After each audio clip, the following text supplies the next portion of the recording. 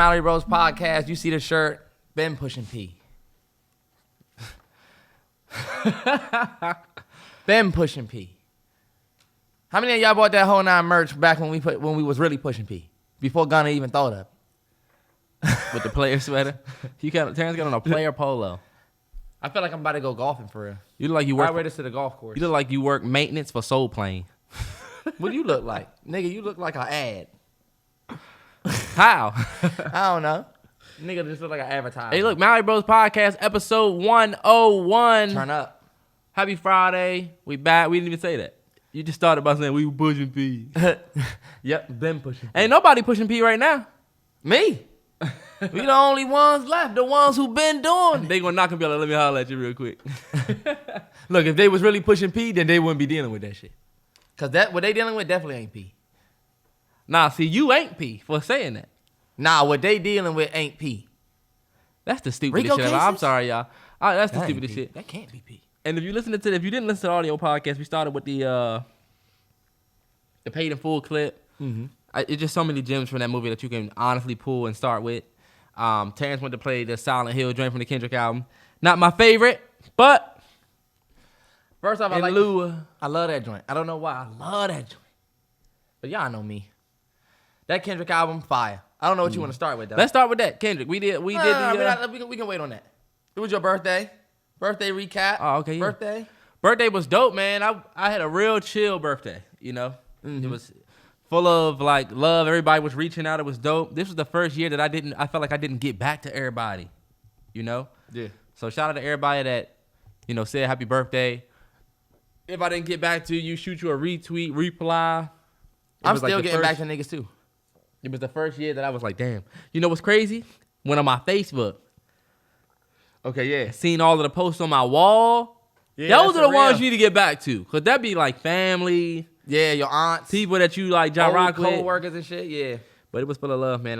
What do we do? Went to this bomb-ass restaurant in D.C. called True Lux. Have you ever been there? TRULUCKF. If you're a seafood fan like me, man. And believe it or not, y'all, me and Terrell didn't spend our birthday together. He's not talking about us both. Him and his girl went down. Yeah. Tell you, Terrance was on his own moves. Mm-hmm. Spent his birthday, you know, doing him. Spent my birthday doing me. Pushing P. I've been pushing P since before my birthday. I was born pushing P. But went to the Van Gogh me and line exhibit. The copyright. But yeah, went to the Van Gogh exhibit in D.C. It was dope too. But yeah, we was on our chill. Did a little brunch on Oh shit! About to knock on the microphone. Did a little brunch on. Yeah, I know, right? Did a little brunch on Sunday. Had me a little easy over. Yeah, man. Shout out my sis. Did my bro well on his B-Day. It was dope. Yeah, but it was believe it or not, y'all, I went to the Nationals game to start my birthday. Oh Christ! Every podcast. That's the most triggering sound ever. It's like I have to deal with the sound and you. Yeah.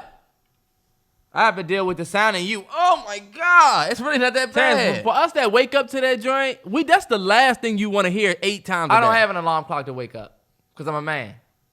Look at all the niggas. Yeah. Because it's like, all right, now we too good for alarm clocks. Now what we all need to just make our bodies wake up. But you just said you was talking about the Nationals game. And the Nationals, I'm just going to keep it 100 with y'all. What's good? I don't know what the fuck is going on with the Nationals right now, but I went to the Nationals game to start my B-Day. The game was at 1. When we got there, the power was out. There was no Wi-Fi, so they couldn't have any. Not the power was out, but there was no Wi-Fi, so you couldn't buy anything. Like, you literally could not buy shit. You just had to basically watch the game, and it was hot as fuck. And look, the Nationals was playing like shit. I'm sorry. We played like trash, and then we've been playing like trash ever since that game. Anyway. Washington sports. To be out in the city, at least on that side by the National Stadium, it was dope. But I was telling Terrell, I saw a whole lot of homeless people. And it was like on the way to the stadium, you're walking through all of these homeless people. And it's like, damn, like, you just like feel like shit a little bit. I mean, not saying that you feel like shit, but it's just like, damn, I don't want to have to walk through this. Or I was saying, damn, I should have brought some wands or some shit with me and, you know, handed the wands out. But fellas, if you haven't went to a Nationals game this year or a baseball game, I'm telling y'all, baseball tickets are not expensive and they are like smooth ass chill, vibey ass dates. You know what I'm saying? Whether you take somebody with you, whether you go dolo, I'm telling you, it's a vibe. So to start my birthday that way was so dope. But I was telling her my favorite part of my birthday was seeing my grandmother. My grandmother, 84 years old. And I was telling her when I watched my mom, I was watching my mother, my father, my grandmother, my sister was there. And they was all singing happy birthday. And this was the first year I was really looking at everybody in their face while they sang. I looked around everybody because I said, damn, moments like this don't last forever, you know? I'm not always going to have my grandmother, my mother, and my father giving me this type of attention. So regardless, everything that I did on my birthday, that was my favorite part. My granny, seeing my granny, you know what I mean? That always mean a lot to me.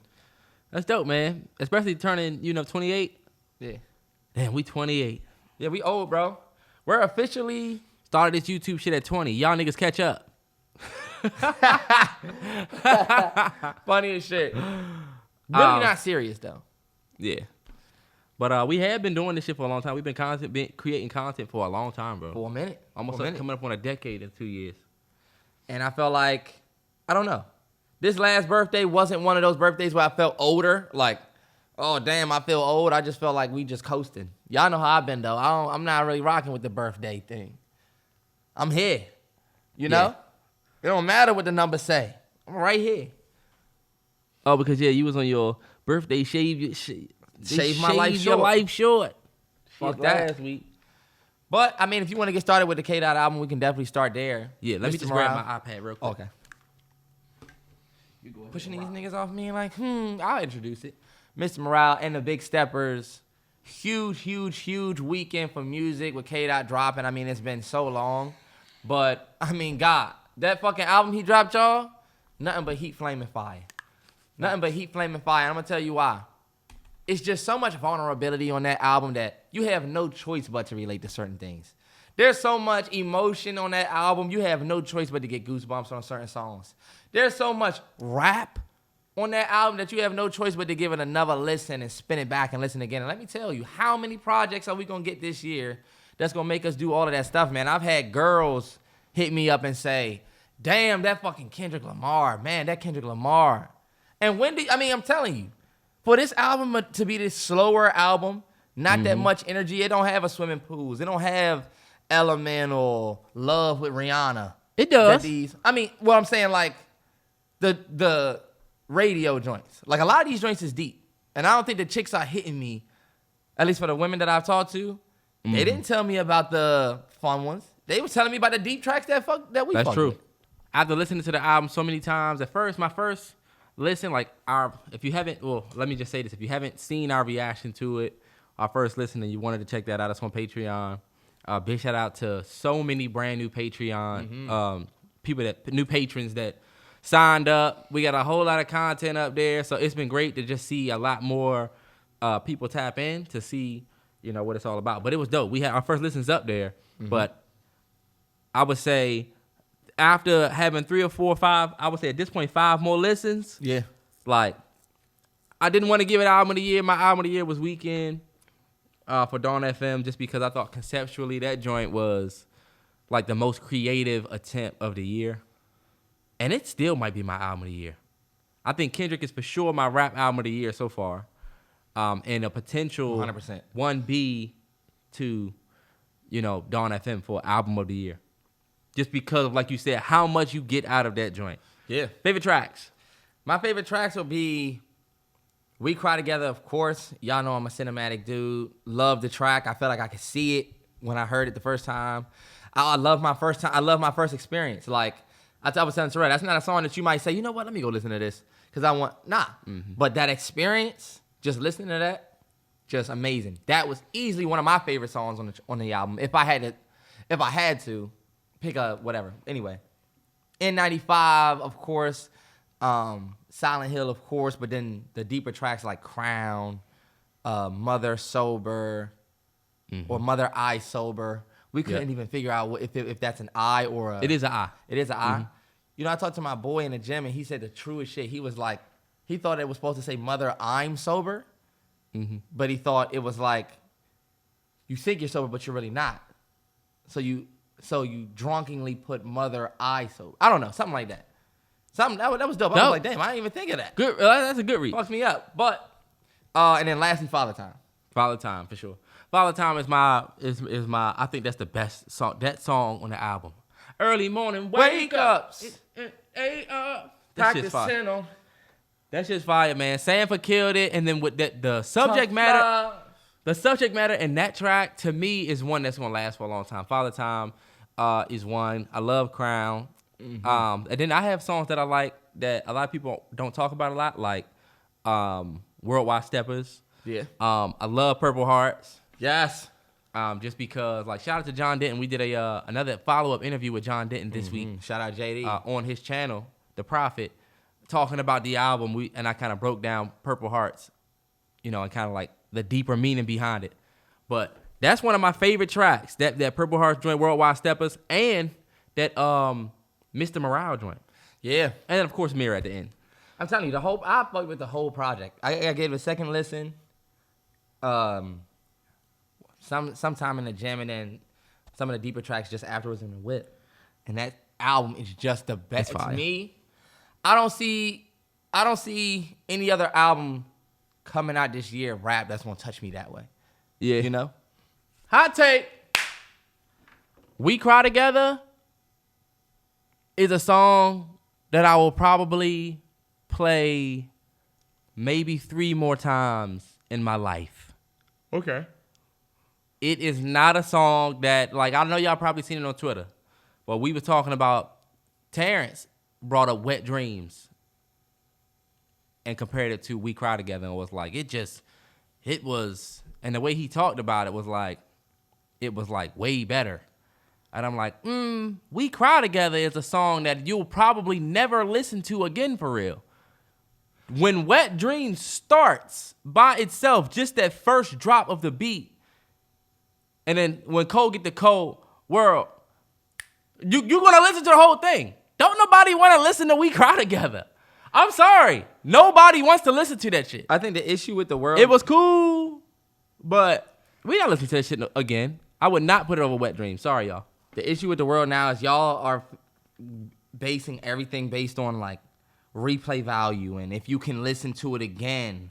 And that like, there's movies that are better. Think about it.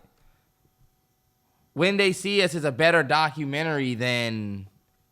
You know what I'm saying? The miniseries. Well, When They See Us is a better miniseries than Ozark. That's not fair. But limited series versus... But you wouldn't be able to... You know what I'm saying? It's a better Netflix original than Ozark. It's not. It really is. It really is. Terrance, we're not going to start that, but it really is. But that's like comparing a limited series to a show that has 4 seasons. But that's what you're doing when you compare We Cry Together to Wet Dreams. How? Because We Cry Together way deeper, way more of a potent story. And y'all niggas are saying, but when Wet Dreams come on, I'm going to let that play. I'm only going to listen to We Cry Together. All right, bet. Well, then we not talking about the same thing.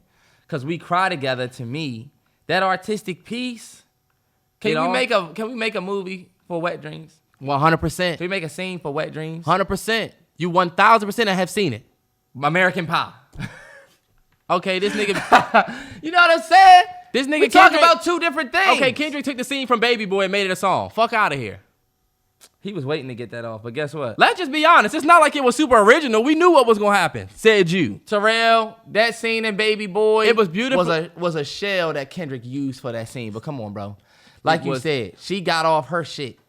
I loved it. I loved the way it was written. It was great. But I just feel like disrespecting songs like Wet Dreams that are just as great when it comes to telling a story and having character arc in a song.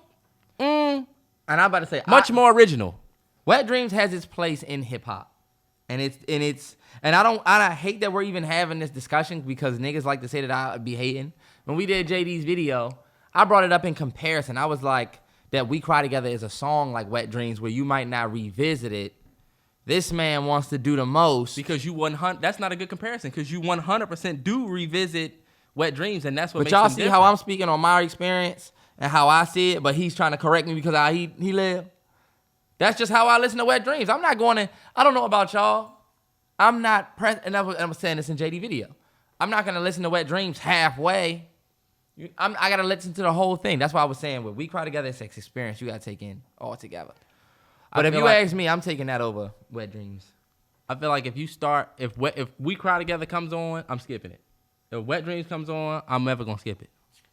And I don't feel like because one is deeper than the other one and it has a little bit more trauma in it. Yeah. It's better. It's a better storytelling exercise than the other one. The performances in We Cry Together, way better. Those two performances, come on. Sure.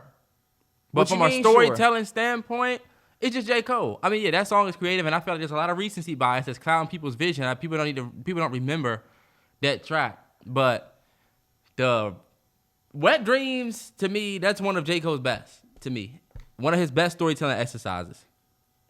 Think about what We Cry Together does for the album, Mr. Morale and Big Steppers. I feel like it adds a lot to it. I feel like we didn't even need it. You're tripping. Honestly, you could have went. Your bitch ass didn't listen to the song then. I love We Cry Together. I like it. But it fits perfectly in the album. We didn't need that joint. We could have easily went. You went straight from We Cry Together to Purple Hearts, which is one of your favorites. We could have went from Rich Spirit to Purple Hearts and been completely Think about how good Purple Hearts is because of We Cry Together. You tripping. And smoking dope. And herb. No, you know what? You're right. It does help sell the Purple Heart. And what does Wet Dreams do for Terrance? First of all, the next track? That song about being on 2014 Forest Hills Drive, about J. Cole basically like, all right, chill. I never wanted this argument. I never wanted to shit on Mr. Morale and the Big Steppers. I never wanted to do this. You said it's better. And I was like, whoa, Terrance. I had to stop you on the video. I'm sorry. I'm sick of y'all lobbying this nigga up against K-Dot. K-Dot's on a completely different level. Listen to the performances. I agree. Listen to what happened in the song. I agree. He's not talking. I just think these two songs, it's disrespectful to just say that one is way better. I'm sorry. Recency bias. Recency bias. Meaning since something you happened have a currently, legacy bias with Wet Dreams. You wouldn't say shit was better than Wet Dreams. I think that legacy bias, legacy costs. Legacy costs? I would say a better song than a song that made me feel like Wet Dreams, that's sunning both of these tracks, is Jay-Z. What's the joint? From, you're lucky I remember. Jay-Z got a song that's sunning both of them. It's from, is it called I forget, it's called The Gift. Anyway.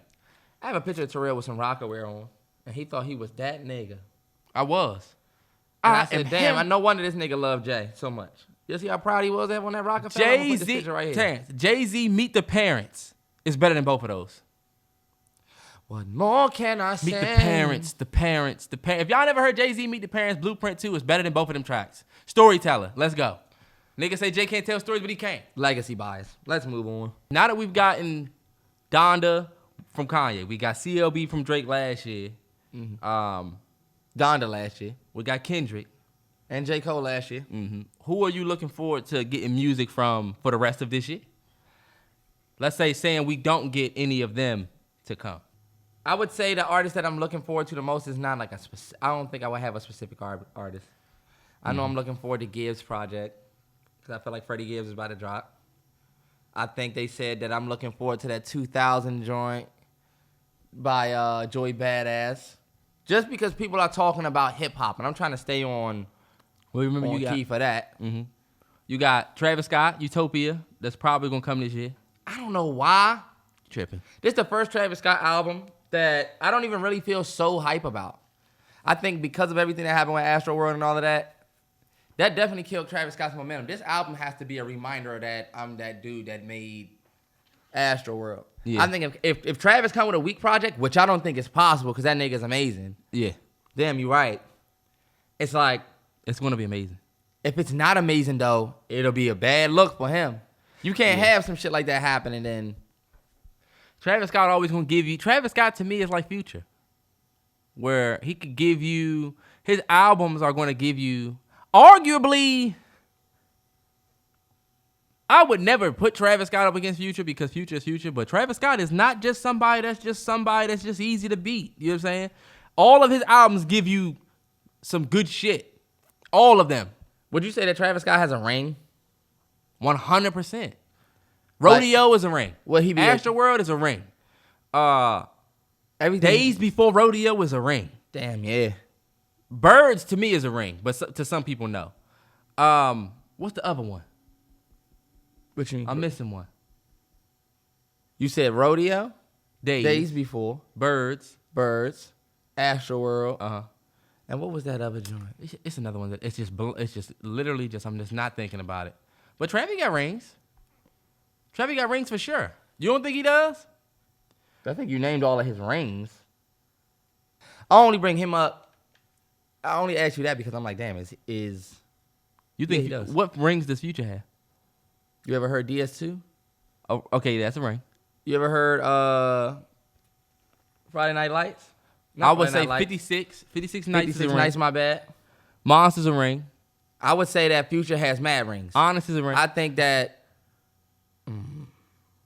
I know that Future project Hendrix ring. Niche. Look, Niche. what's the name of that joint? Evil is a ring. Go listen to Evil. Evol's good. You're not skipping shit on that. You naming niche projects. This nigga's Future has the thing with like this because he made a song called 7 Rings because he already had 7 rings. He did. Whatever. Stop bringing Pluto up when you talk about Travis Scott. He's not Pluto. You're a mini, even though Travis Scott is that nigga. Don't bring up Pluto when you talk about Travis Scott. I'm just saying it wouldn't be easy to beat Travis Scott in verse. You can play Pluto's dropping that second album. I'm looking forward to that one at the end of the year too. Oh yeah. And can't forget my boy Chris Breezy, June 24th. Breezy, self-titled. It's gonna be like 17 tracks. It's not gonna be his normal 35 to 48. Excited for that, man. So excited for that. That's the album I'm looking forward to this year. That's what I'm looking forward to this year. And then I think we might get. I don't know why they were saying Jay was going to drop, such and such is going to drop. All right, Drake might drop. What do you think about Meg Thee Stallion? I'll be interested to see what Meg gonna do. But I don't look at Meg as an album artist. I look at her more like a singles type of artist. Uzi, that's the person that if he drops will be so lit. Oh yeah, Lil Uzi, Playboy Cardi supposed to be dropping something. So we got a lot of music that's OT dubs. I'm looking forward to it. I feel like we've already had such a great year for music though. If we keeping it a hundo, so far half a year with K-Dot like being that finishing point to the half of the year, I'm like, damn, what a year 2022 has already been for music. Like we already have gotten some potent projects this year, I think. Nah, for sure. Music has been great. You still spinning that It's Almost Dry? 100%. For sure. 100%. I still spin that joint. That joint has one of the best. That is a rap album that's rappity rap but has good replay value. And that's a contender for rap album of the year. It should be. 100% should definitely get a nod this year. But yeah. What's that joint? What's that joint? That's not Neck and Wrist. What? The joint we started our joint with, our review with. That was Open Air. Fire. Jean-Jean Reservation, I'm plucking you fleas. That joint. Lele Maurice, I spall and fleece. His Cartier, my wrist, Van Cleef, X is deceased. AKA rest in peace. He went crazy. And we started with the Biggie.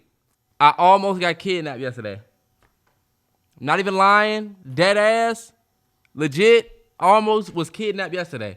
I was riding out of my parents' neighborhood at the top of the joint.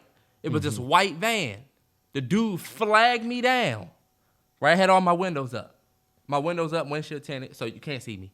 But he flagged me down and was like, hey, one of your headlights out. You should get out and check that. Black dude. I said, all right, bro, I'm going to check it when I get to the crib. Appreciate you. He was like, okay. Then look, was looking at me. I just I never stopped moving, though. Yeah. I had, like, put my foot on the brake and kind of stopped, and then I was kind of coasting because I'm like, this nigga in a white van. Yeah. I got home, right? Got out, checked my headlights, perfectly fine. Number one, if I had a headlight out, my car will tell me that I have a headlight out. Right. But I didn't even think about that. So when I got home, my headlights was completely fine. I said that nigga was going to try to kidnap me. That nigga was about to take your shit. Or he might have thought I was a lady or something. And when I rolled down the window and I was fresh out of the gym, fresh pump, he probably was like, I'm about to fuck with that this nigga was definitely about to rob this nigga. If I get you out the car, it's my car. Nigga, you got me? Nah, hell nah. All right, bet. I'm going to get out and what? Fix it? What, I'm going to get out and look? Right. Fuck out of here. You should have pulled up and said, nigga, you in a van. all of y'all that Are drive, you a painter? if you have a dad or an uncle or somebody that drives a white van, right? They might need it for work, and if you need it for work, that's fine. Anybody that's just driving a van because that nigga wasn't working. If you just driving a white van for no reason, you gotta know what that looks like. Yeah, like what are you even doing? Like what do you need this van for? If You I have had a random beat van and you trying to be a good Samaritan? Nah, bro. yeah, like you order, I don't know if y'all be seeing the Amazon delivery people would just be driving anything now. Yeah. That joint pull up to your house in a white van. That happened Some one day. get out. One day I was at mom joint. The dude pulled up in a white van, was walking through the door. I'm like, who the fuck is this nigga? Right. Walking up here with a package. Oh, Amazon. Fucking Amazon. Amazon said, fuck it. If y'all got a car, use it. We'll just give y'all a gas card. Fuck it. Meanwhile, Chick-fil-A, I seen this nice ass Maxima. And I seen some red on the back, and that joint said Chick-fil-A delivery. I said, that's a nice ass car to be driving. A Max? They got a Max, probably an Altima. But not just a Prius. They got better cars out there on them roads. They upgrading. Speaking of Chick-fil-A, y'all know I've been pulling back. Y'all know I be eating Chick-fil-A, but when I go now, I get the grilled nugs. Trying to keep it real, you know? Trash. And then I'll get the cool wrap. If you get the cool wrap, you get the fat-free honey mustard. Shout out my boy who works at the Chick-fil-A up there. What's his name? Bach. Him. He know what I'm talking about. My man that do jiu-jitsu. Himothy. Yep. Him. Play with him if you want. Did you just hear me say that he does jiu-jitsu? I just called him Himothy. I don't know what the fuck that is. That's not his real name. You never heard somebody say, I'm him, Himothy? Play with the jiu-jitsu man if you want. That nigga does jiu-jitsu. If a nigga tell you he do anything like that, he got my respect. You putting your crab, you going home and working on some shit I'm not. That nigga going home and working on a neck chop. This nigga looked at a couple YouTube videos and say he do jiu-jitsu. None of that shit gonna work. None of that shit gonna work when I hit you with this trash can. You see how you say that? Fight the nigga with that same mentality. As soon as y'all square up, you gonna start rethinking every decision you made. Mm-hmm. He gonna be thinking about us. This nigga don't really know jiu-jitsu. I'm about to square up with this nigga. As soon as he start warming up, you like, damn, I wonder what jiu-jitsu. Yeah, you can do all that shit you want. When I hit you with this salt shaker or that canister right there. No, boy, because we don't fight there. We won't fight there. Even though you asked for a fair fight. Fighting. Fighting. Another thing, water bottles. I'm just getting the water at the Chick-fil-A. Y'all, I'm hopping off the Sunjoy. I said I had to take a step away from that. That shit was doing me dirty. Actually, it wasn't. It was actually fire, but I said I'm going to get water anyway. But look. If you're drinking enough water in the day. If you're drinking enough water in the day, why you need to cut out the Sunjoy? Because, man, you can't be pulling up to the fast food restaurant and getting this terrible-ass meals, bro. Even though it's fast food, you got to take a day where you go in that joint and get some chill shit. The nigga at the front of the Chick-fil-A the last time I ordered, he was like, that's exactly how I be ordering, bro. Just keeping it chill. We was both like, yeah, keeping it chill. I'm in the front of the line. Yeah, you right. And y'all know I cut red meat too, so I cut red meat out. I've been eating way more fruits and veggies. Gut health, man. And I wanted to use that as a segue just to R.I.P. Lil Keed. It seems as though he died via liver failure. Apparently he might have overdosed on codeine or was drinking something. Mm-hmm. Or whatever. We don't even really know, man. I feel like these days, just hearing about young people losing their life, it don't seem like death is this thing that is just like an old age thing no more. You know? Nah, for sure. Death used to seem like when you get older, you have problems. Now, we seeing people our age die from liver failure, stomach problems at our age. Nah, for man, sure. We got to make a change in some way. I know y'all niggas not doing lean and stuff like that, but if you eating that Chick-fil-A every week, Popeyes and KFC and all of that, are you so far behind? Yep, and let me just tell you, I went to the doctor. When did I go? Last week I went to the doctor when I was tired of shit. But the reason why I started getting my diet together is because I was watching this video, and the dude was like, if you want to, it was this black dude on Instagram, one of them random, black health initiative pages, all vegan. Yeah. Black, red, and green flag. They bout it. Yeah. But he was like, y'all young cats, he said these young cats that wake up, what do they drink first? The first thing they drink is orange juice. Or some type of cranberry juicy juice or something. And they eat that with whatever they eat. He said you might wake up later. You eat wings. He said you wake up, you go to Dunkin' Donuts, get a donut croissant, put that on your stomach with orange juice, no water. Then you might go to work, and then at lunch they getting wings. So you get wings now, wings and fries on your stomach. And what do you get? Iced tea, soda, or Minute Maid. Then you get off work, go to the club and take shots, and wonder why your stomach plugged up. And I was thinking, damn, you know what? When I used to work, I would do that same thing. I was always, let me get a large number, whatever, large Coke. And I was not drinking water at all. And I just want to say that because you literally you're renting your body. It is not yours to keep. You renting this junk. So the shit that you put into it, you might as well start at a young age. Nobody's saying that you got to cut everything out and become vegan. You don't even have to do that. But eating good foods and shit, more fruits, trying to drink a gallon of water, a.k.a. 7.5 bottles. You think this the first body you ever rented? Terrance, please don't start. And they was like, did Terrance see, you see they was like, did Terrance see Doctor Strange? Because he talking that Doctor Strange shit. Man, y'all know Doctor Strange was my favorite Marvel film. Before this madness, Universe Madness, I haven't seen that. Doctor Strange is my number one. Because of the astral travel aspect of it. The astral projection aspect. When she was like, push that man outside of his body. That's my favorite. That's one of my favorite moments in Marvel film history. You see when she did that to the Hulk? Yes. You ruining it for somebody who might not have seen whatever, you know? If you haven't seen it by now, you're right. Hey, but look, the only reason why I ask that is because it's like, damn, there's certain ways that you take care of your body that's just second nature. And we equate it to, well, you know what, I've been living since I was born, so you know your brain tells you your brain tell you? For you sure? Your body is amazing, bro, the way it worked. Like me and my girl were talking about why you have eyebrows. Yeah. It's because when you sweat, they know how important your eyesight is. So you literally grow hair there so that the water don't get in your eye. I just be thinking about people who have little habits that they do, and it's like, you just do, it's just something that you only do, but it's the way you take care of you. And it be, like I said, because I don't know.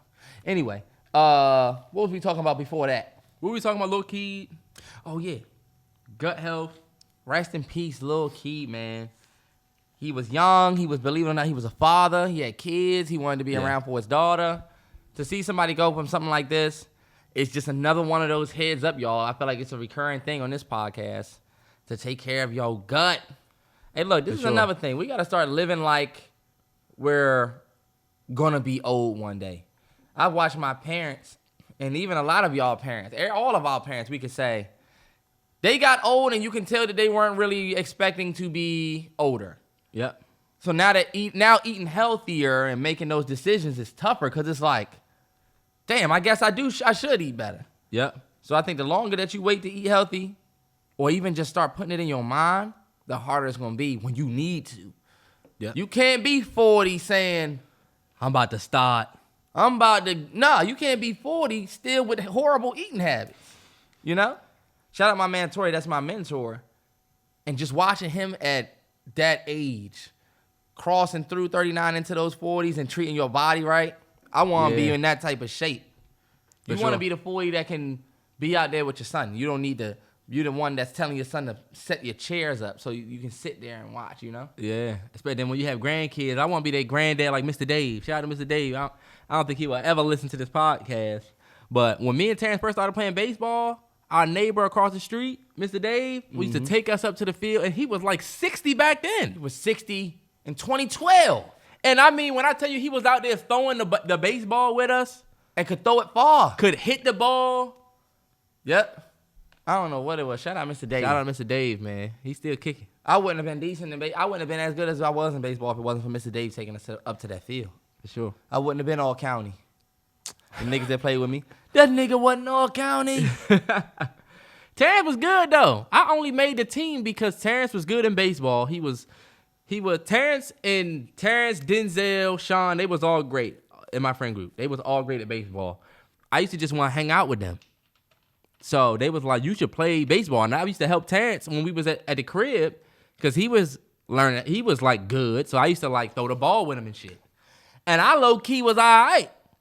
So Terrance and them was like all, first base. Terrance was first base, had the same number 3 years. He started in 10th grade.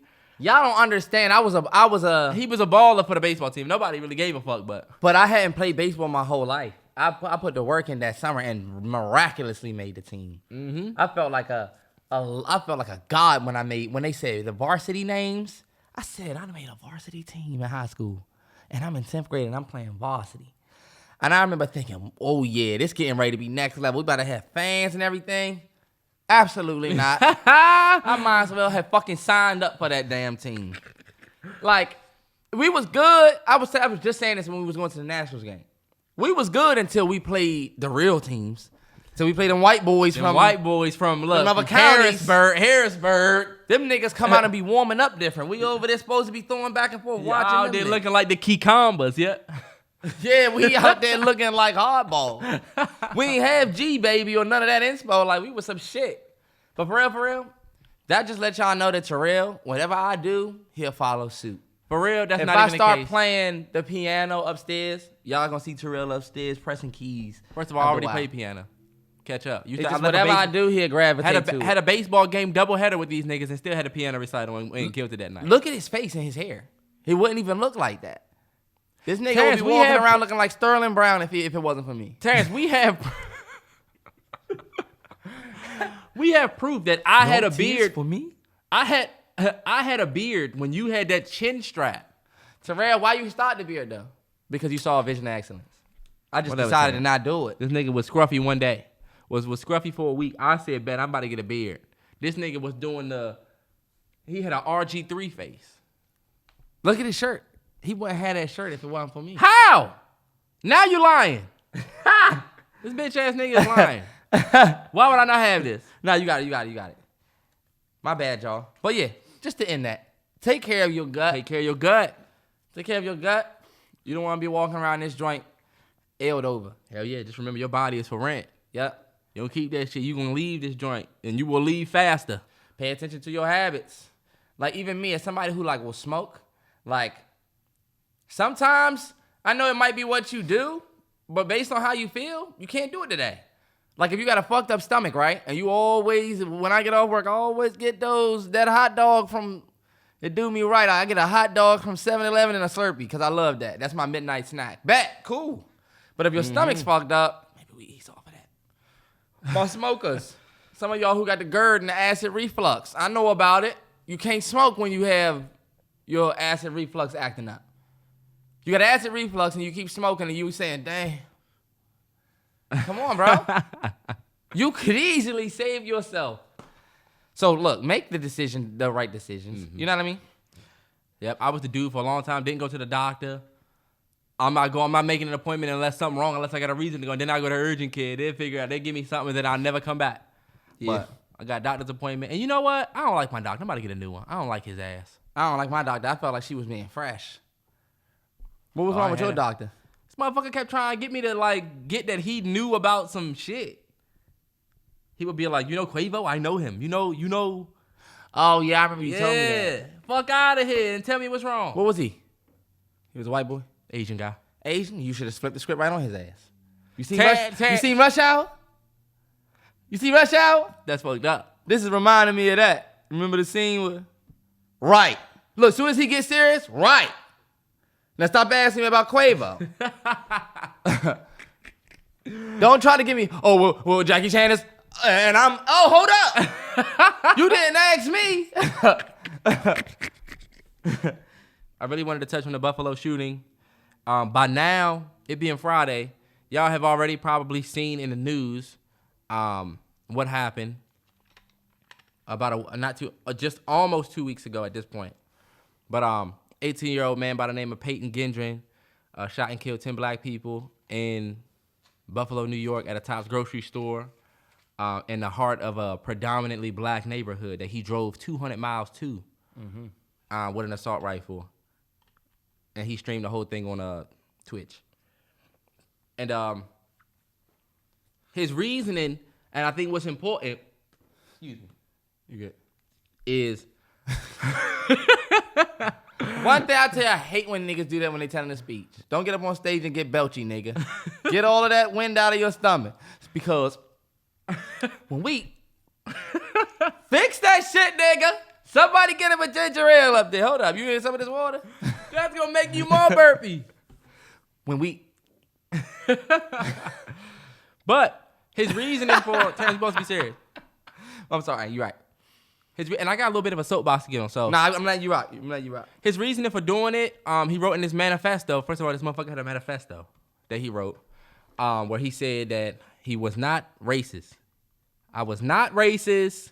I wasn't born racist. And he said, I became this way when I learned the truth, which is that white people in this country are being replaced. So the white replacement theory is the primary reason why he went and killed those people, right? Mm-hmm. And so I think... Did you want to dive a little bit more deeper on exactly what that is? Yeah, so that's so... Okay, so in 1990, white people that are non-Hispanic origin, made up 76% of the U.S. population. So just regular white folks made up 76% of the population. Today, that number's down to 60%. Okay. So white people make up 60%.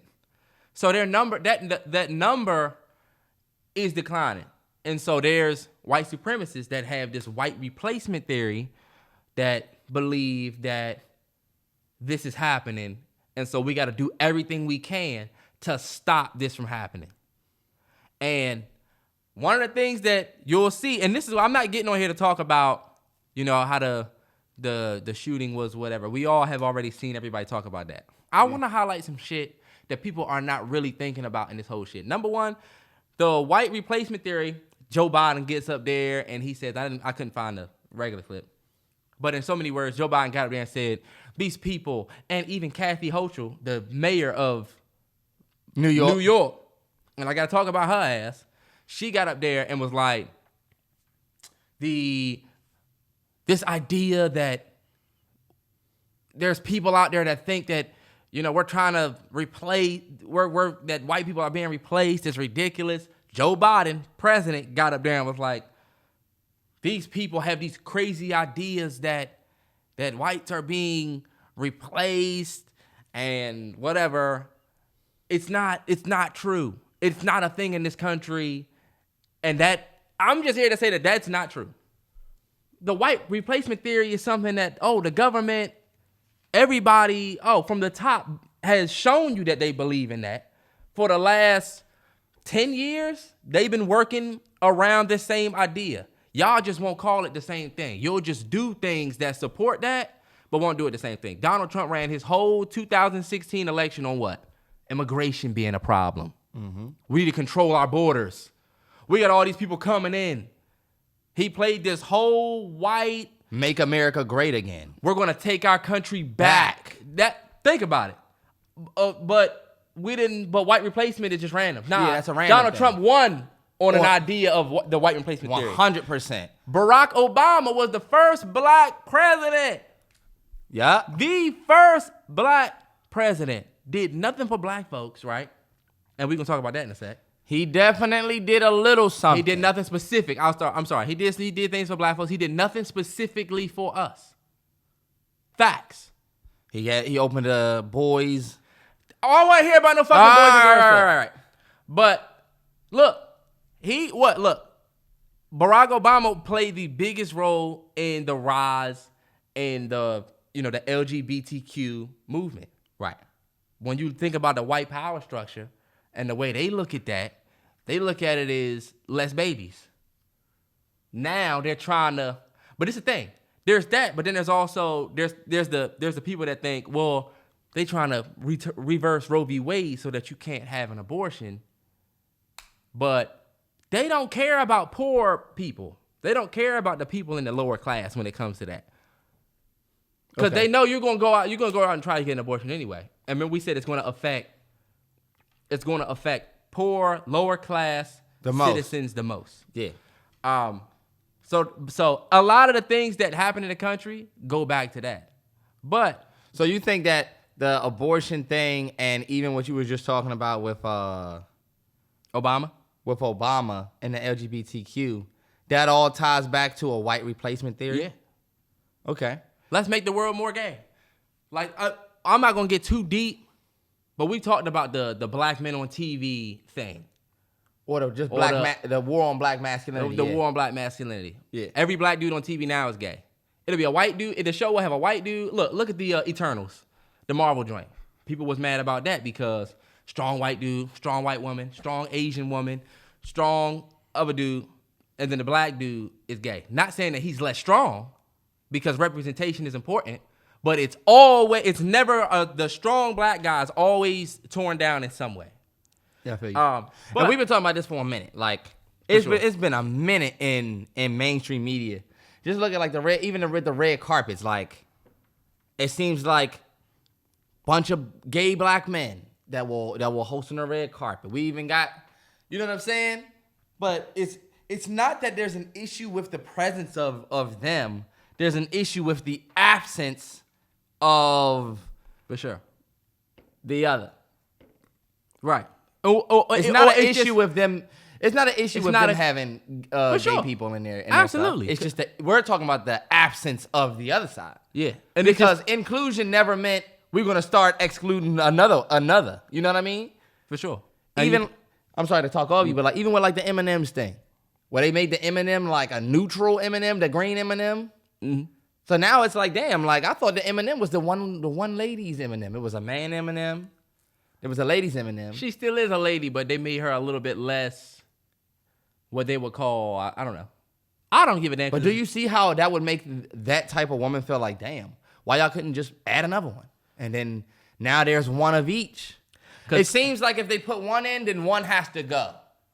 You know? Well, yeah. And that's what they said. Well, everybody was like, it's fucking M&M's. But still.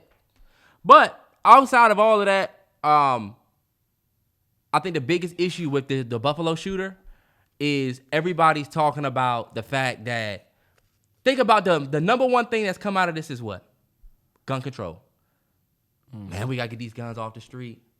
Yeah. Kathy Hochul just passed a crime bill. I mean, a gun control thing that she just sent up to whoever. It's probably ain't shit gonna happen with it probably.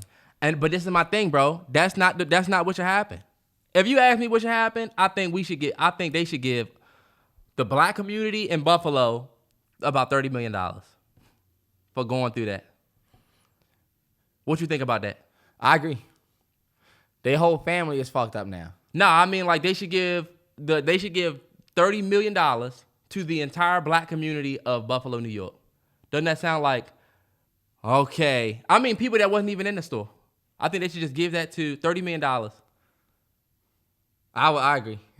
You agree, but I can see it in your face. I agree, but I know they're going to call it bullshit. I know that people will say no. I just know what you're thinking. You're thinking, I don't know about that, Terrell, because that sounds like a lot. That sounds like a lot of money to be given to a certain community. Because why don't you think that they should? Why would you think that they shouldn't do that, though?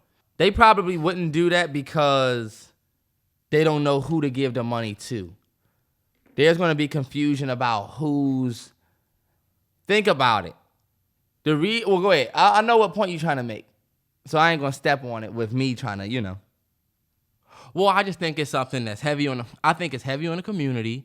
I think they should allocate it to people that can do mental health research, that could allocate different resources in terms of monetary, whatever, to those people. And I think that'll be dope. And I can tell you right now, there's a lot of people, including black folks, probably listening right now saying exactly what they said about Obama, his whole presidency, because I was critical of B.O. Yeah. But they're probably saying they ain't going to give that to them. But I just want y'all to listen to this. This is the governor of New York. The governor of New York, back when COVID and the rising of Asian hate and COVID-19 in New York, that when they had that shooting in Atlanta, well, unfortunately, it was 7 Asian people that died in a mass shooting in Atlanta. This is what the mayor did in New York. In New York, same mayor.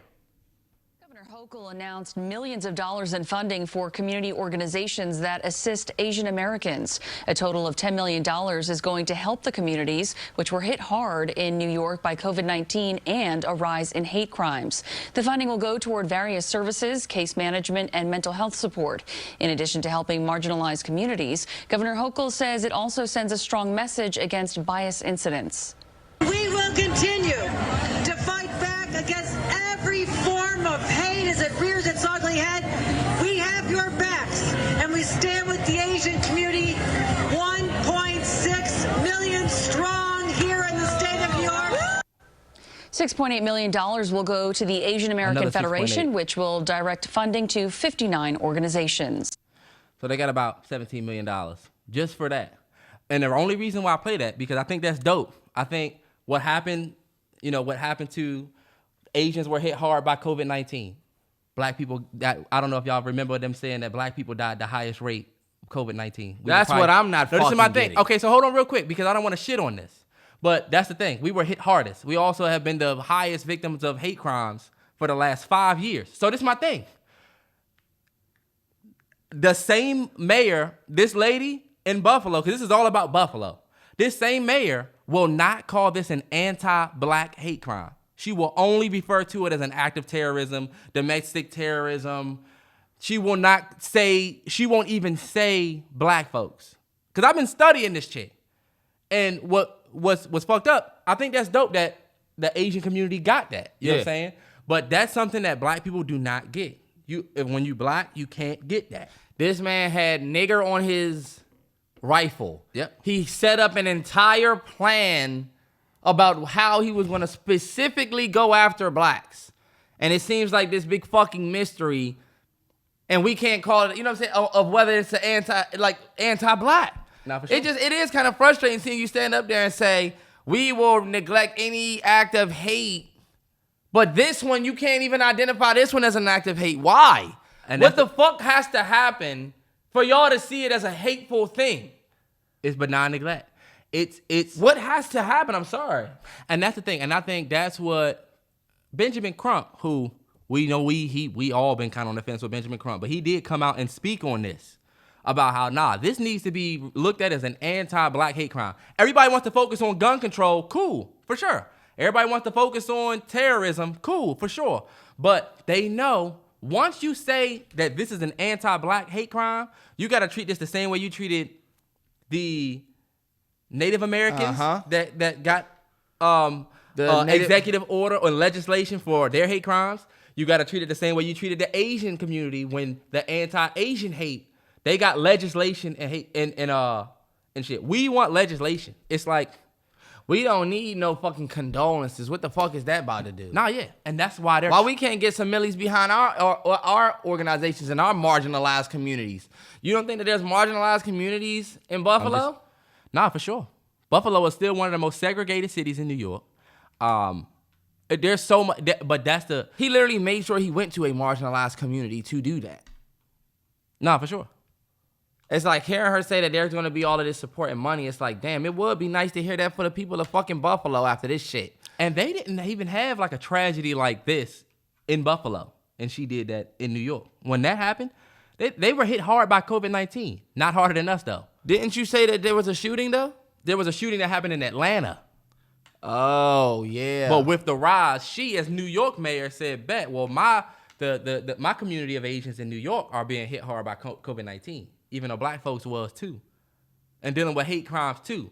But they're not going to focus it that way. And remember, that's the only thing that I wanted people to take away from this Buffalo situation in the aftermath of it, is that they're treating everything based on gun control. And you as a black person, you come last. Gun control, Kamala Harris's black ass got up there and said, sexism is a problem in this country. No, she said racism is a problem in this country. So is sexism and xenophobia. See how when you do that, you kind of take away from the point because you adding everything else in? Right. And then the last thing that I wanted to say is I was critical on Barack Obama. And remember, for 8 years, when black folks were saying he didn't do nothing specifically for black folks, what did they say? It's not like he could come out and just do something specifically for y'all. Y'all need to shut up. Like, why would he can't just come out and do something specifically for black folks only. Okay, but then we get to see the Asian community get theirs. We get to see the natives get theirs. He gave $12 million in reparations to Holocaust survivors. So it really only works for, that only applies to black folks. Nah, it's crazy. And I felt like it is, to me, those people who went into that Tops market were killed and taken out of this world because they were black. For no sure. other reason. Yep. There's literally a video. Me and Terrell both watched the video. That video will make you sick to your stomach. In that video, he go up to, y'all seen it, he goes up to the white dude, doesn't kill him. I told Terrell. He was like, oh, I'm sorry. I told Terrell, if I was that dude, or not that, but yeah, I bet that dude probably thanked the heavenly skies that he was white that day. I would. If it's some crazy ass lunatic in this joint shooting up everybody, and he come to me and say, you good, brother, it'll be like, this is privilege that I didn't even ask for, but now it's apparent. Yep. Now I can clearly see the racism. It wouldn't be no question. Damn, I'm still here. Yep. If it wasn't an act of hate and it was just terrorism, why am I still here? Did they open the plane jets for 9/11 and let some of their people out with parachutes before they killed everybody on that plane? No. Because everybody who's on this plane is dying for this message that we're making. That's terrorism. Mm-hmm.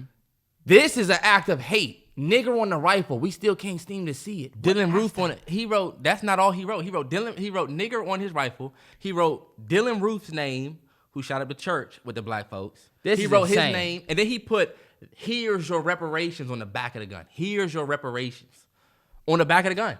And this is my thing. A lot of people like to compare the shooting where it was I think 9 white people that died in Las Vegas? It's in a city down south. Shooter was black. And they were like, why didn't Joe Biden say anything about, or why didn't Joe Biden go to this town? And people trying to compare that one, but the difference is this dude had a manifesto. He went to kill black folks on a basis of racism. That dude was like the shooter that shot, the guy shot the movie theater. He just shot anybody. The guy who shot up that place down there in that city down south, he wasn't aiming to kill white people. You know what I'm saying? He didn't have a manifesto. That's my thing. And that's what makes it different. There's been so many mass shootings already this year. This one is getting the national coverage because of the racist backtones of it. It is clearly racist as fuck, like obvious. So that is, I mean, y'all got to keep it 100 though. It would be frustrating.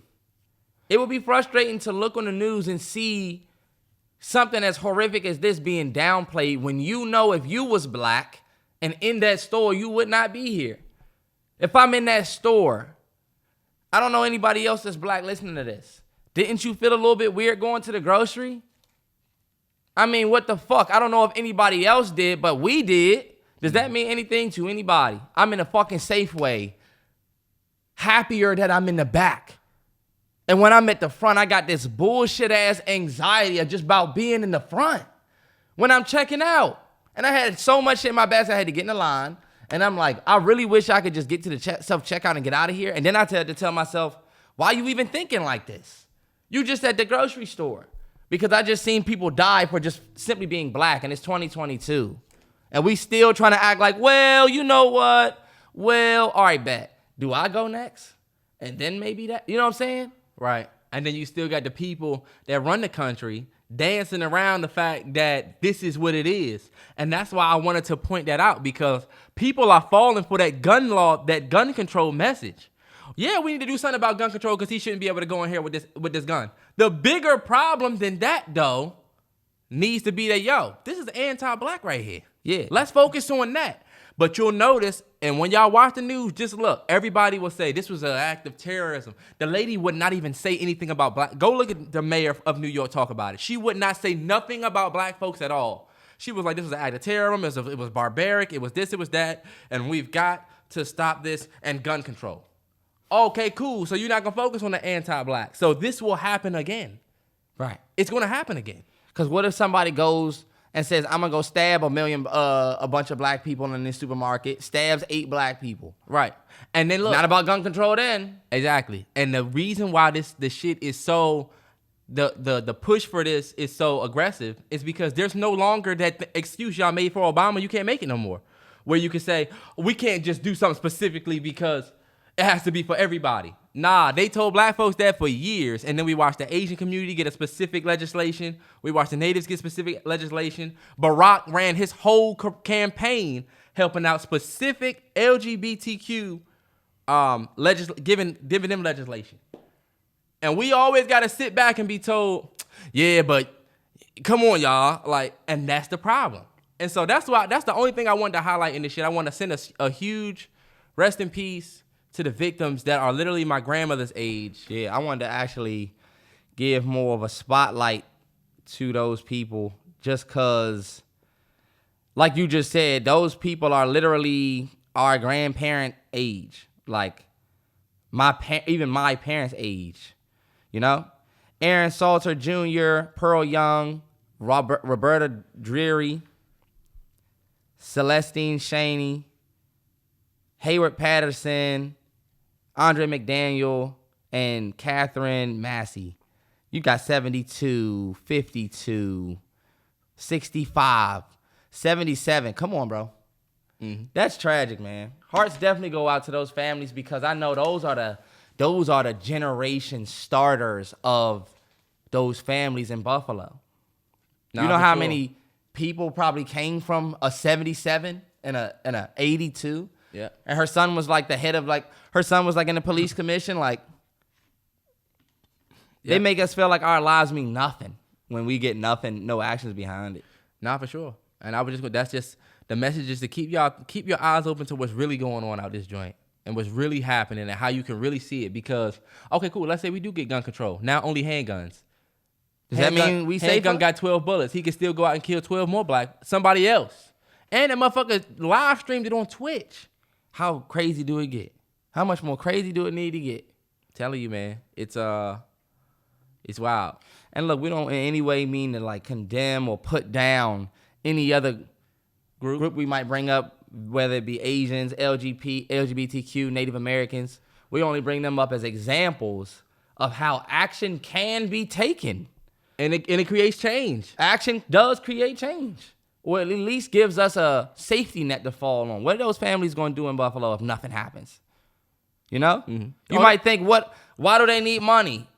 If we keep in that same energy, cool. That's the thing. Not. Yeah. Because I know when I said, let's give the whole black community $30 million, it was probably people that was thinking, even black folks, even me, at one point would have been like, we just going to give all this money to black folks. Because people will instantly think about the negative things that people do with money. Yeah. But we get to see all these other groups that go through less get more. Yeah, so we see it happen. Yeah. And so I wanted to definitely bring that up and talk about that because I just thought the narrative was headed the wrong way. Yeah, y'all, this is some bullshit, man. If I was in that Tots market, I don't even know if I would be here. That's the crazy part. And it's not for no other reason but because I was black. That shit don't sit right with me. Not in 2022. Nigger on your rifle. That's like, all right, bet. That's why I low-key wanted to start with that DMX joint. Because DMX was like, in the belly, he had a decision to make. You know what I'm saying? I got this gun on this dude who's spitting wise words to me. I done came this far. That's why he's like, once I found out that the clock was ticking, Glocks were switching. It's like I felt like I needed revenge. Like, is our time shorter? You know what I'm saying? Is that the action that we about to start seeing a lot of? Because what happens when we start taking matters into our own hands? We've been saying this for a long time, right? What happens when black people take matters into their own hands? Then it's a problem. Then we can see it. You know? Mm-hmm. People don't hear you till you start banging on the table sometimes. That's a fact. But once again, big RIP to those people. Not trying to mellow us out all the way. But yeah, some heavy stuff. Want to definitely make sure people got a different POV. Nah, yeah. That shit, you know? Did want to curb it to TV. Do you have a movie suggestion of the week? Because I do. I always have a movie suggestion of the week, for real, for real. I can dish you a movie suggestion of the week. It don't matter every hour of the day. But before that, I did want to say Black Mirror is returning with their 6th season on Netflix, and they're saying it will be their most cinematic season they've ever done. Every episode will be treated as an individual film. Netflix, drop it, and then we'll look at it. Because y'all came with that bullshit Bundersnatch, Cumberbatch, whatever that bullshit was. That movie? Where you had, it was like a game. We wasn't for that shit. And they did the same thing with that. You know what I'm saying? Black Mirror has made so many attempts to be next level. All right. Just drop, bro. Because look, y'all haven't dropped since when? 18?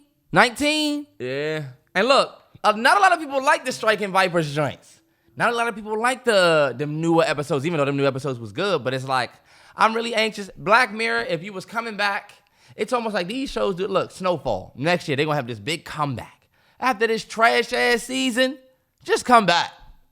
The countdown is, hey, drop. Because for real, what y'all coming with? This is me putting pressure on Black Mirror, y'all. This is not me shitting. This is me saying, all right, Black Mirror, you've set a standard, and I'm going to make you live up to that shit. Nah, for real. Because with the world now, y'all should be able to come with some real shit. Yeah, let's go. Come on. Hey, I just recently saw the episode with the Black Museum. Mm-hmm. The Black Museum where... With Shuri. With Shuri, yeah, from Black Panther. That joint was crazy. Proof that when you ever act in any black movie, that's who you are for life. If you don't do anything else, if you was in one black movie, we gonna call you that. Yep.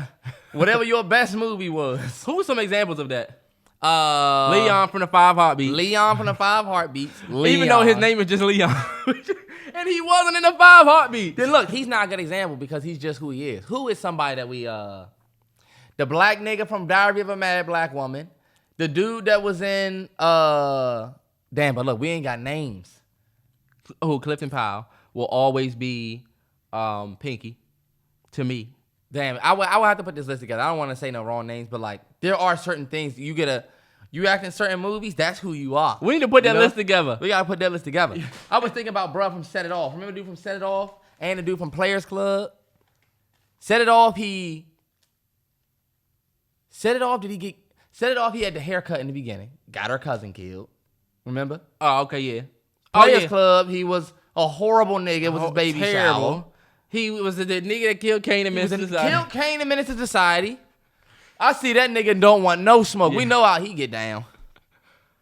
Nah, for real. We need to put that list together because honestly, that is a decorated list. It is. But my movie suggestion of the week, y'all, is The Town. Ben Affleck, Jeremy Renner. Just, if you've never seen The Town, they just put it on HBO Max. I think like a month and a half ago. And it used to be on Netflix. It was on Netflix, but it's on HBO Max. One of the best bank robbery heist movies out there. Ben Affleck, Jeremy Renner killed it. Hawkeye, a lot of y'all know him as Hawkeye. That man has range. Hawkeye. And you ever seen that movie called River? Mystic River? Mystic River? That's not Jeremy Renner. That is Jeremy Renner. Renner is not in that. And he is in that. He is in that. I started it. This motherfucker was in the beginning with a pistol. Not a pistol, with the intervention, and was shooting the dogs. Is that Jeremy Renner was in that? Sure, Mystic River came out. I don't know if that was Jeremy No, Renner. I'm thinking about. Hold on, wait. I'm thinking about something else. About to say Mystic River. That's Academy Award winning movie right there. I think that's Clint Eastwood. I'm thinking about Wind River.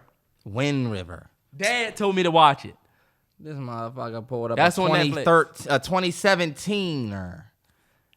It did come out in 2017. Movie suggestion of the week, Terrance, since you got so many of them. I wanted to give a real good one, but my movie suggestion of the week. Let's see. What do I got? You know what? I'm going to lobby this one. My movie suggestion of the week, y'all not going to be able to see it. But if you can, I felt like you should at least try. It's going to be called The House of Flying Daggers. I don't know if y'all ever seen this movie, but I fucking love this movie. This movie is, believe it or not, it's a foreign film, so it's not going to be in English. I believe it's in whatever it's in, but if y'all seen, you seen Rush Hour. You remember the Asian chick that was in Rush Hour? Mm-hmm. Which one? The one that was fighting against Chris Rock? Uh-huh. Believe it or not, she is known as literally one of the most gorgeous women in like Japanese American film history. Like literally, she is gorgeous. If I had a shot, I would instantly go smack at that joint. I would learn a whole different language to go smack at that joint. Y'all, you know how dead ass I am? I would learn a whole different language. Bottom line, this movie so far, believe it or not, this girl is blonde. And this dude has to like lead her through this. I'm not even going to spoil. I can't even tell you what it's about. Just know that joint has a crazy ending. That joint has it's beautifully shot. One of the best shots, I'm telling you. They do shit different than us, man. Their shit, it's almost like I remember when you was watching this. Terrell, that movie's amazing. House of Flying Daggers. I'm just going to leave it there. If you want to watch a beautiful ass movie, beautifully shot, that movie, man. And it's beautiful action. Let me tell you, that's fire. My man who was in, y'all know one of my favorite movies. I don't know if y'all know this. One of my favorite movies ever is Chungking Express. Chungking Express. The guy who plays the young sheriff detective in the beginning of that is in this. I mean, I haven't seen it, so you know I ain't gonna know what the fuck I'm talking about. But guess what? That man's a fucking legend. This movie was great. I'm just leaving it at that.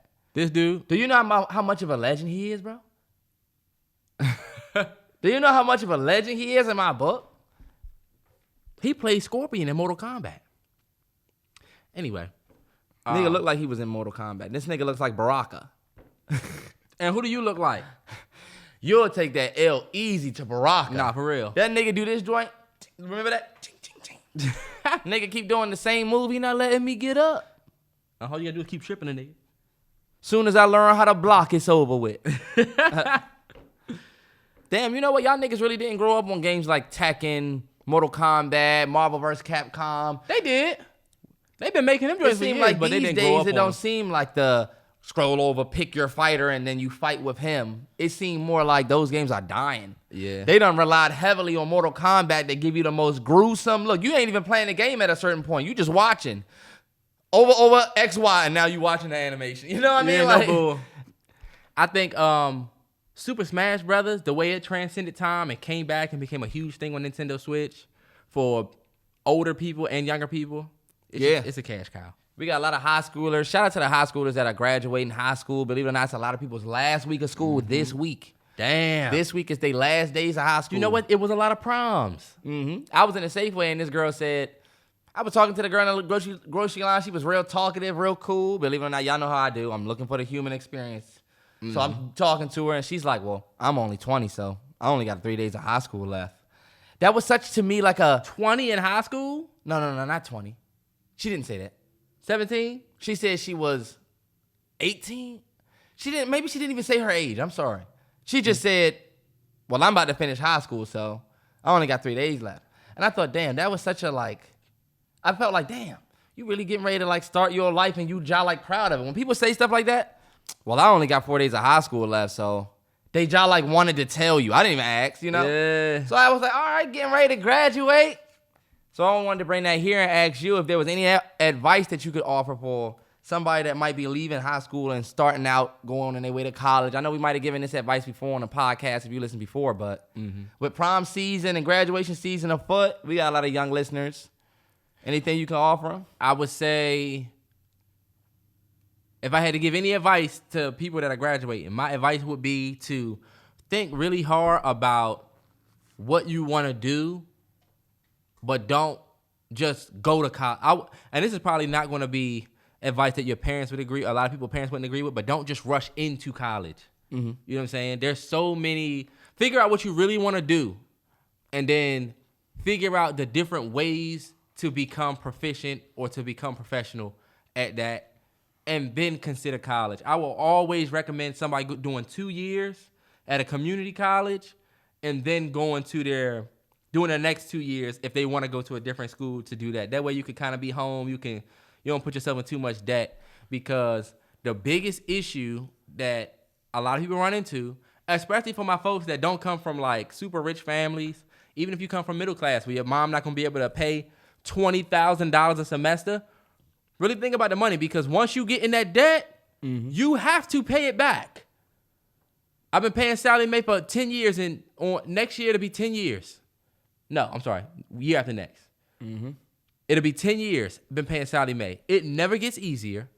It is not. You always think about the decision you made. I would never take away my college experience, but sometimes I do think, damn, what if I would have waited and did something else, or I don't know. And so just give it some real thought about what you want to do, and then just be real smart about the money the debt you could potentially put yourself in. My boy Michael McBee reached out to me on Instagram because he wanted to go to film school, and he was like, I'm 28. Yeah. And I said, you are the perfect age to go and get the full experience. Nah, 100. I wish I could have went at 28. Right.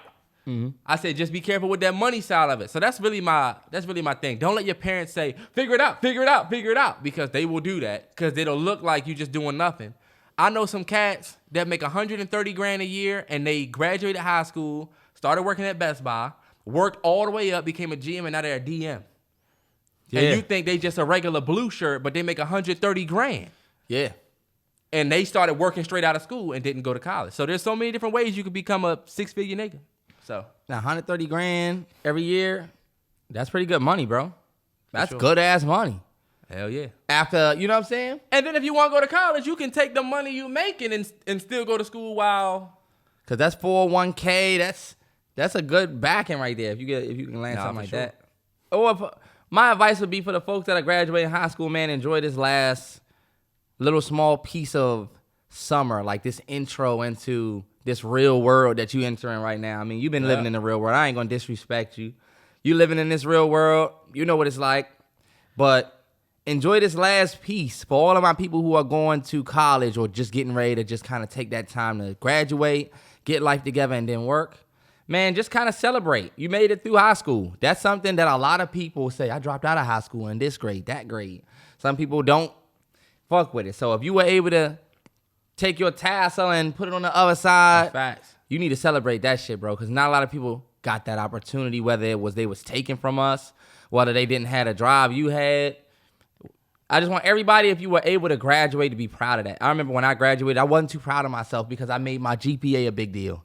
I made the fact that my cumulative GPA was a 2.3 fucking 2. And it was trash, and I just felt like I wasn't prestigious. I didn't have offers to mad colleges. I knew I was going to a college that I went to because I didn't have to take the SAT. And we didn't take SAT. Yep. I knew I was going to an art school. I knew I was getting into debt going to school. So a part of me was letting that fog the achievement that leaving high school was. So I say be proud of that. And going forward for my people who are going to a college who don't know, but you did sign up. Just remember that this is your opportunity to figure out what you're going to be doing after college. Get your experience, have fun, do the partying, do all of that. But you need to hear it from somebody that's been there before. It's real easy to lose sight of that goal when you enjoying that freedom. Some of y'all are going to get freedom you never had before. And this is something that you got to be responsible with. Me and Terrell, our parents shipped us all the way down to Florida. After living under their roof for 2 years, they put us all the way in Florida. For 18 years living under their roof. For 18 years living under their roof. All the way in Florida, no car. We had to ride our bike everywhere. We lived in the hood part of it, the first part. Niggas getting killed out front of our apartment. Yeah. You know what I'm saying? You come home and it's yellow tape there, and we all standing outside like we on CIS or CSI, some shit. And we standing there with the lights all around us and body bags. Yeah. It wasn't that terrible, y'all. We ain't get pressed out by some niggas every time we came downstairs, but you're going to get a certain sense of responsibility that you could be careless with. And guess what? This opportunity is yours. We know a lot of people who went to school, fucked up their opportunity because you wanted to get drunk, you wanted to do this. Now you back at home working with a college bill because your ass got kicked out. Right. Or you did just enough to pass, but it wasn't enough to get you, that internship, or to get you just didn't. You can't treat college like you treat high school. Nah. Unless you're a D1 athlete and you going to the NFL and you just need to pass with a C. Fuck it. And for my people that haven't been good in school, but you going to college, I will tell you this. I'm that same person that you are. I'm in that same boat with you, and you can become a better student. I felt like when I got to college, I wasn't that good of a student, and that was my journey. Even now, I feel like at 28, I'm trying to be more of a better student, a better learner. When I read these books, I'm trying to retain more. So like high school, not the end. It's just the end of that one step. But like you are not nowhere near what you know what I'm saying? You have so much more things to learn. So the only advice that I could give you is to just keep your future in mind. Like Terrell said, keep your good things in line and work towards that while you have fun. I mean, we had a lot of shit lined up. You start having fun. Once you got out of school, you start getting that job. You start doing whatever. Now you're trying to think about what you're going to do. You don't want to do that. And how you can get back to it. But I think it is important that, for them to enjoy themselves, bro. Enjoy that high school graduation. Enjoy going to college. I mean, we talk a lot about how college could be money and all of that, but I don't want to shit on that experience. That's a dope experience. You're right. You might meet the love of your life. You might meet somebody that gives you the idea that changes your life. Are you going to meet them at your house? Or a lot of times, wait. A lot of times they say you already met the love of your life. By the time you turn a certain such and such age. I'm going to ask you right now, you think you met the love of your life? Yeah. For sure. Yes. Okay. You think you met the love of your life? I feel like the person that I'm going to marry, I may have already met. I just don't know. The person you marry could not be the love of your life. You got that right. I think the love of my life is out there waiting for me. Success is just fading on me. Something is waiting on me. Everybody in the something was debating on me. Look, something is baking slowly. What did Drake say? Something is baking slowly. For me, I just know whoever. Funny as shit. That's the randomest shit ever. What song Drake said that? Look, it's the little song. What's that joint? Well, faded. No. Is that Churchill Downs? What's the joint that was just playing for you? Is it The Remorse? Yes. Because it's the joint with the girl in the background. You heard about the wheels and doors, right? Yeah. Are there more wheels in the world or more doors? Yeah. It's this new one that I said, all right, bet I'm asking Terrance. Because my girl asked me and I was saying one thing and then I was like, dang. Are there more eyes or legs in the world? Eyes. And I mean like moving eyes. I don't mean like the eye of the leg on a table. You know what I'm saying? But like real moving legs on animals, humans, and anything that has a leg, or eyes. Damn. So you need to be counting tables have legs. No. I'm saying anything living. Oh, living. So a caterpillar has hella legs. Spiders have 8 eyes. They also have 8 legs. How you know that spiders have 8 eyes? Because they do. They also have 8 legs. Spiders have 16 eyes. But they got 8 legs. There's more eyes in the world. I don't know, man. You got 2 eyes and 2 legs. You ever felt like, y'all remember, you ever think about that? You're made so perfectly proportioned. You even have 2 nuts. 2 arms. 2 arms, 2 hands, 2 nuts, 2 ears, 2 jawlines, 2 molars, 2 eyeballs, 2 eyebrows. You have 4 molars. 2 ears. But you have a top molar, 2 top, 2 bottom. You know what I mean? 2 eyebrow. You have 2 of and you everything. have 1 mouth. You ever have somebody say, look, there's a reason you got 2 ears and 1 mouth. Shut up. Nah, but you have an ass. And you think I'm being funny, but for real, low key, your mouth is how you intake, and your ass is how you. All right. That's just how we built. But damn, we have 2 of everything. Anyway, you know what fucked me up? Fish.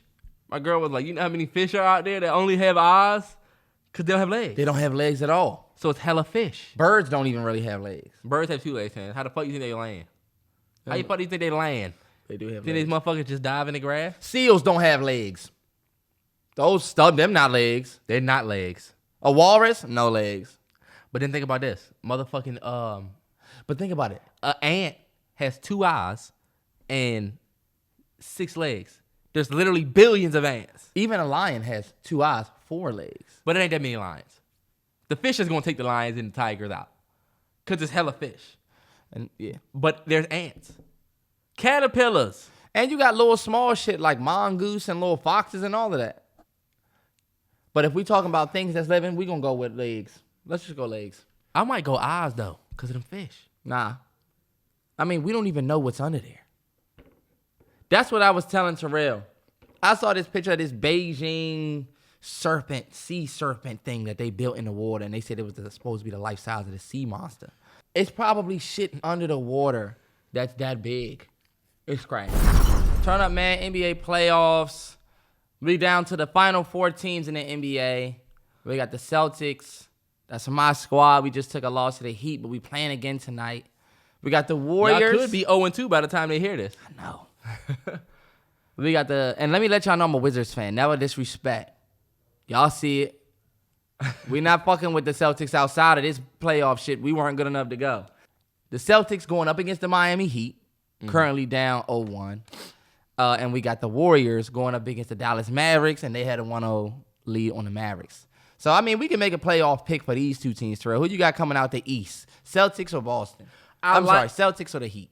I think you've made me a fan of Tatum. Yeah. And I like the fact that they're the underdog. And I'm not a Jimmy Butler fan. I like Jimmy Butler, but he just be a diva sometimes. I didn't like what he did to Spo on the bench that day. And when Udon was getting ready to be like, I'll beat your ass. Okay. I just don't like Jimmy Butler. But even though, believe it or not, a lot of people love Jimmy Butler. Jimmy Butler's actually a great guy. He got that coffee shop. I'm just not a fan of him. Yeah, I feel you. Mm-hmm. Pretty sure he's a good guy. I just think he can be a diva sometimes.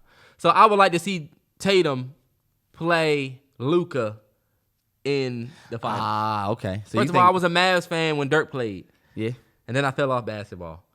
But I would like to see Boston come out of the East and upset the Heat. And I would like to see Dallas upset Golden State. But I just don't think it's going to happen because I honestly think Steph Curry's going to get another sneaky ring this year. I was about to say, that's definitely a possibility. Especially after last night.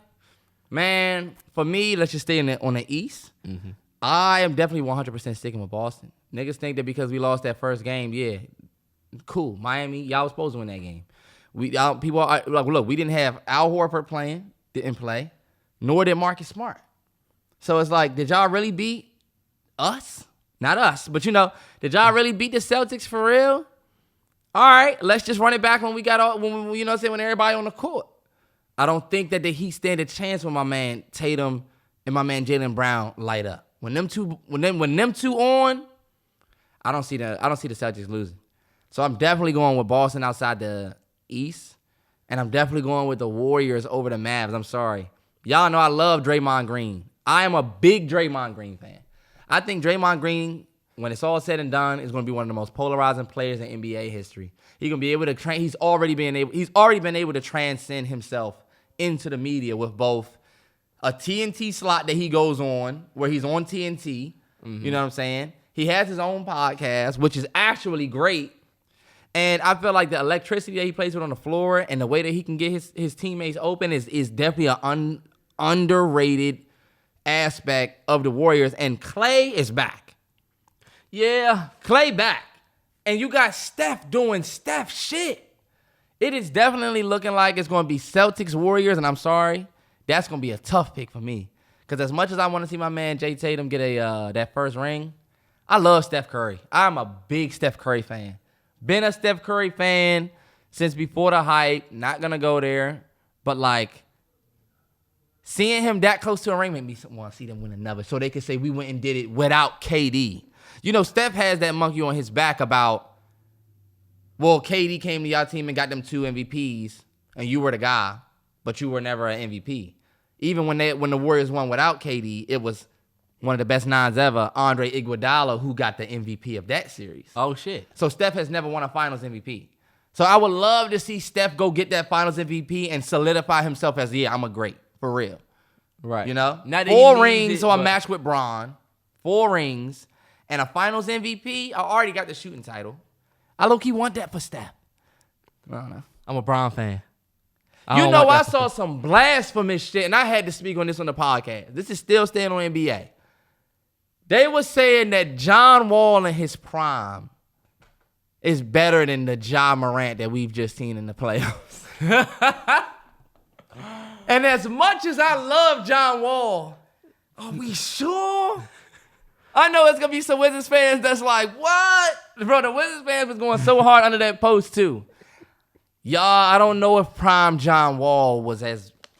Did John Wall have 40-point, 50-point games? John Wall has some big games, but I mean, I don't know if John Wall is the type of scoring point guard like John. John Wall, I think, averaged 10 assists in his career. So he's definitely the facilitating type. But damn, I saw that and I was like, whoa, hold up. John Moran is the dunks that he's doing.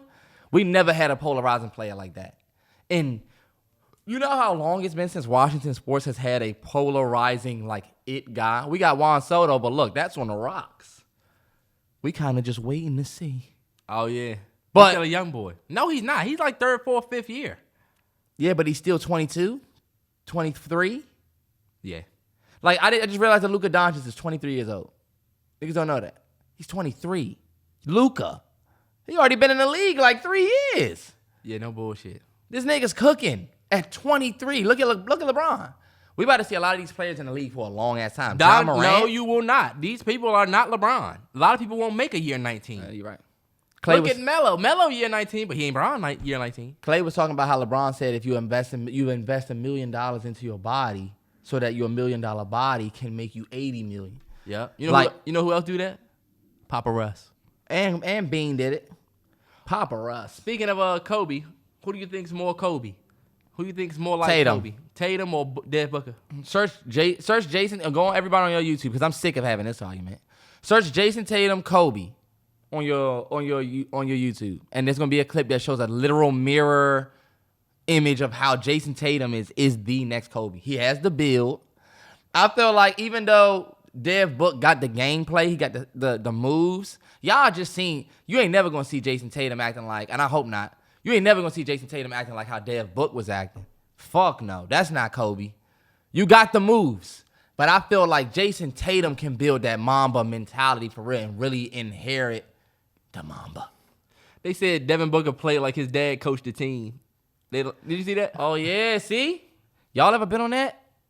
I always was jealous of that dude because I thought it was dope, you know? I'm like, damn, he go home with the coach. Yeah. And he gonna get the playing time. And let's keep it 100. Coach's son is normally good as fuck. Coach's son is normally legit. Pretty legit, yeah. It's rare you see the coach's son sitting on the bench. You know? Yeah. Look at Coach Carter. Great example. First of all, Coach Carter was like, you're going to earn your spot, first of all. Black then fatherhood. that nigga, they went in that tournament, that nigga started cooking. But, look, Worm. Yeah. You remember that? Fucking love that movie. Are you kidding me? His son hit the game-winning shot. Amazing. It was a personal choice for me. Such a great movie. I want y'all to try to get that shit off with y'all parents. Think about it. They was mad. You're taking your black ass back up there, and you're pulling it back. He told them that they had to have a 2.5 GPA and show up to every class on time and sit in the front row, and they had a fit. Yeah, Coach Carter.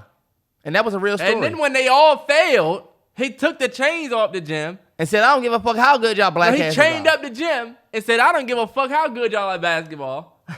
Y'all some trash. And then when he went to the town hall, he was like, think about Samuel Jackson, think about the message you're sending when you take those chains off those doors. You're basically saying that them playing basketball right now is more important than their future. Their parents was for it. Fuck it. So you can sit in the stands with your hot dog? Like your kid not going to be able to get that scholarship without the grades. That's what y'all don't think about. And they don't think about the aftermath, too, because they still went out there and lost. Maybe they went and locked up the chains, we would have beat them. Nah, fuck that. Because think about it, Terrell. You don't got grades good enough, you cannot get a scholarship. That's a fact. You need decent enough grades for you to get the scholarship. They don't give a fuck how good you are unless you Zion.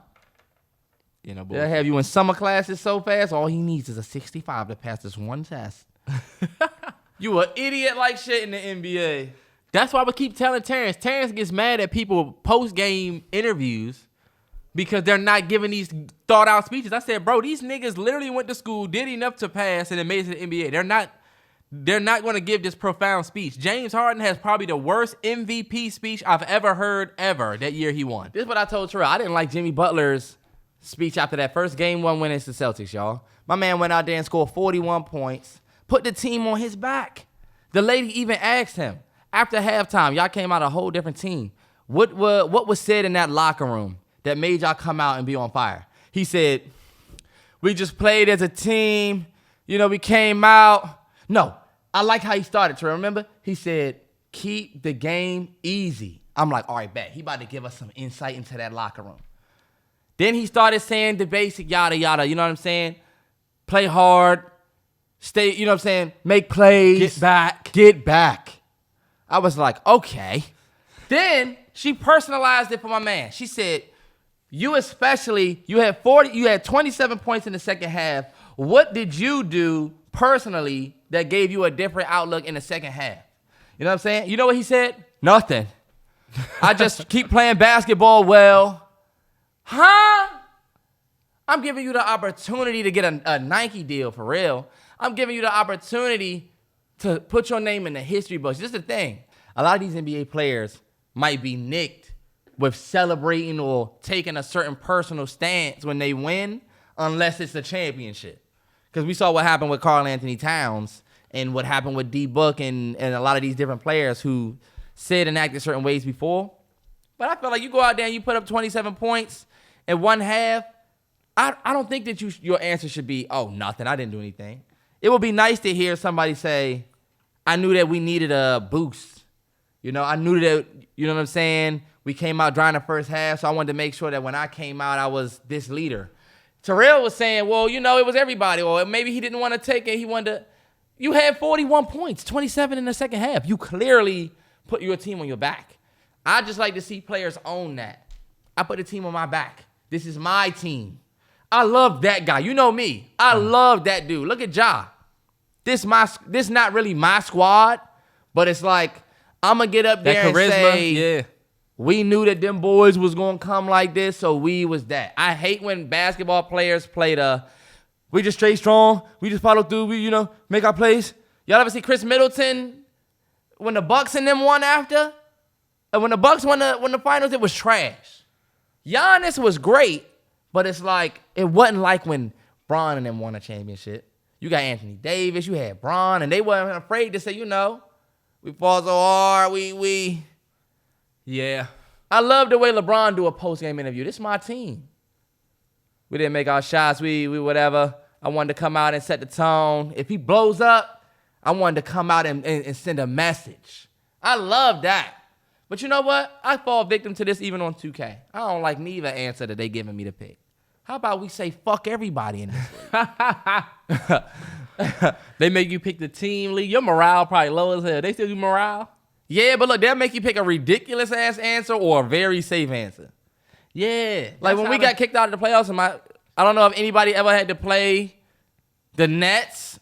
When I started my career, they still had Harden, KD, and Kyrie. There's no way you're beating that team if you're playing on Hall of Fame or any good level. You're not beating them.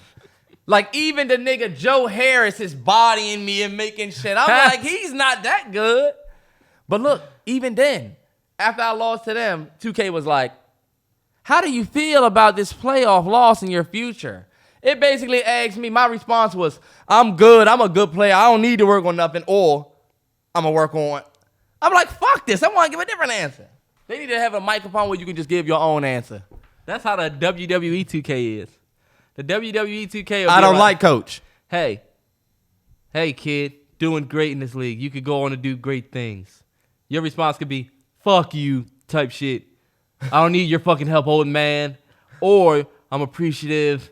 Thank you. Fuck that. Fuck this. Y'all know how dope 2K would be if, and I've said this before, if your story mode and your gameplay and like the certain things that happen in your life affect that next game.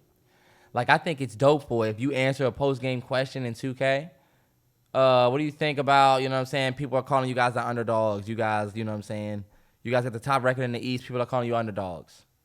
And look, let's say they know that you got a game with Bron coming up and they say LeBron called y'all out. This is not something we got to sign a contract with Bron to do. It's just something we can write in the game. And guess what? When you go and play LeBron next week, or when you finally play LeBron, you know that LeBron's coming into the game amped up. So LeBron starts with his takeover. The game starts with LeBron automatically having his takeover. And you understand this is the challenge of this game. Normally, you got to earn your takeover, but since Bron hot, already, like, what if you was on a player on a hot streak comes into your city, and it's like, damn, we playing Kawhi, who leads the league right now in this, so he automatically starts with a defensive takeover. And I was telling Terrell, even if, like, They make you have these events. What if you're drunk? What if you get drunk one night and they like, how you gonna play this game tomorrow? Like your boy's like, yo, you got this game. How you gonna play? You drunk. And you like, yo, fuck it, I got it. And now you playing with half energy, half fatigue, and you gotta try and win. And then you play a team like the Kings. Like it's not like you play the lower team, but now you have a challenge. Now playing the game isn't just about grinding badges. We actually have a good time leading a career. Don't tell me I'm gonna go to a event and I'm just going there for y'all to put up me in here doing some dumb shit, and then you just gonna give me VC. If it ain't gonna affect my career, what I wanna play for? I'm gonna sign a Nike deal, and you don't even really make me feel like this Nike dude, you know? Nah, yeah. They need to make that shit GTA level. They need to make that shit, and they got the dough too. They have the money to for sure. But y'all wouldn't get one every year. Man. Y'all would have to be okay with them putting 2K down until 2025 or some shit, and then you get it. That's bullshit, Terrell. Terrance, why you think we haven't got another GTA? They put their heart and soul into this last joint, and now we about to get one. They done put the whole WNBA on there, a whole my career. My thing is this. They only took y'all 1 year to do that. It ain't take forever. Think about what I'm asking for. All I'm asking for you to do is start my game with half fatigue, half energy for one game, and then tell me it's a reason why. You don't have to pay me. You don't have to do much to do that. Yeah. But they don't give a fuck about the my career story. Damn, we've been on this joint talking forever, y'all. Nah, we done. Episode 101. Episode 101. I feel like we didn't talk about much, man, but I hope y'all enjoyed it, man. It's been a real slow week. Not for real. I felt like not much happened. We talked about the K-Dot. We talked about the Buffalo shooting. We talked about some shooting, shit. Birthday recap. It's some gems in this episode. Nah, it is. For sure. For sure. Happy Friday. Y'all enjoy y'all Friday. Mallory Bros Podcast, episode 101. Yes, sir.